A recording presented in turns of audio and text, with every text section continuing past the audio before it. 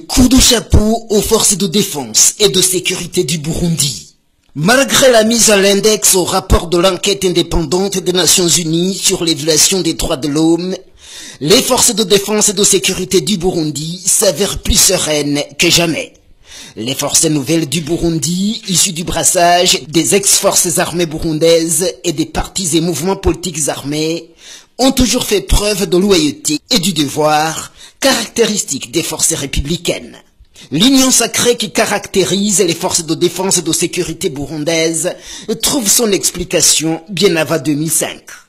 Éprouvées par une décennie de guerre civile sans merci, ces forces ont vite montré au monde la volonté d'enterrer la hache de guerre avec les accords de cessez-le-feu et se sont commués en forces républicaines, œuvrant pour un même destin, la défense et la sécurité du Burundi, leur chère patrie. Depuis 2005 jusqu'à nos jours, les forces de défense et de sécurité du Burundi ont résisté vaillamment au machiavélisme des politiciens et autres sollicitations occultes. Ils ont maintes fois échappé au péril du divisionnisme en se disant du renouveau démocratique du pays.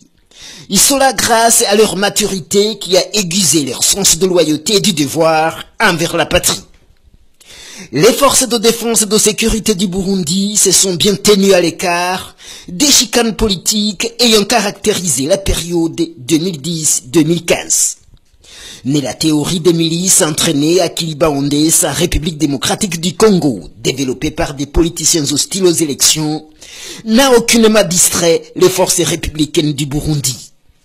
Ni les tentatives de rébellion ayant émaillé cette période n'ont fait chanceler ces forces tranquilles du pays. Le sens de loyauté et du devoir des forces républicaines du Burundi, qui s'est particulièrement révélé avec les épreuves de l'année 2015, a étonné le monde. Le mouvement insurrectionnel orchestré dans certains quartiers de la capitale Bujumbura, un mouvement destiné à torpiller le processus électoral, a été une bonne occasion pour constater la discipline des forces de défense et de sécurité du Burundi. Et tant de militaires et policiers à l'œuvre qui ont été agressés, blessés ou tués, du fait de leur retenue qui a épargné la capitale du Burundi les pires dommages des manifestations. Une leçon mémorable a été infligée aux forces hostiles à la démocratie qui, à l'ombre des manifestations, ont tenté de renverser les institutions du pays le 13 mai 2015. Et parmi ces forces réactionnaires, une poignée de militaires et policiers ayant perdu le sens du civisme et de leur devoir. Ils ceux-là ont cédé à la manipulation et ont failli à leur vocation. Les braves forces de défense et de sécurité du Burundi se sont taillés du respect en mettant les putschistes en déroute, confirmant de façon irréversible leur sens de loyauté aux institutions démocratiquement élues.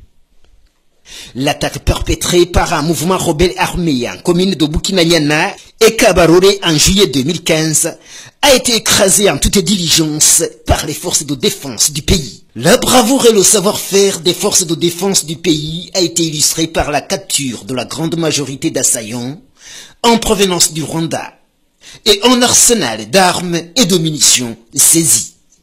Ces forces ont exhibé leur détermination au devoir en ce contexte de tumulte politique alimenté autour de l'accord d'Arusha et de la Constitution. L'attaque des camps militaires qui a mené à la boucherie de jeunes égarés par le machiavélisme de certains politiciens n'a fait reculer dans l'iota la sérénité des forces armées du pays, unies comme un roc face à l'agression. Ni les sollicitations diverses, ni les manœuvres dilatoires des politiciens vers eux à la sorte des lobbies étrangers ne parviendront à saper la cohésion et le moral des forces de défense et de sécurité du Burundi. Les braves forces de défense et de sécurité du Burundi se sont taillées du respect quant à leur discipline, le sens du devoir, du savoir-faire et de loyauté. Les soldats du Burundi ont déployé leur bravoure pour la paix dans le monde, notamment en Somalie et en République centrafricaine. Les policiers burundais ont été portés à l'honneur et aux ovations populaires à Bangui, la capitale centrafricaine.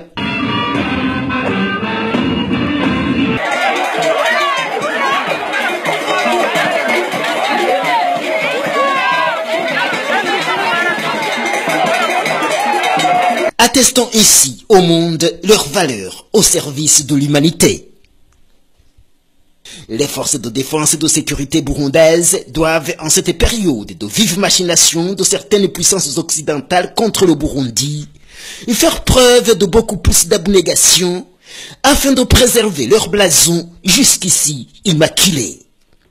Le blason de loyauté et du devoir envers leur patrie qui fait face aujourd'hui aux appétits impérialistes de certains gouvernements d'Occident, en l'occurrence la France et la Belgique.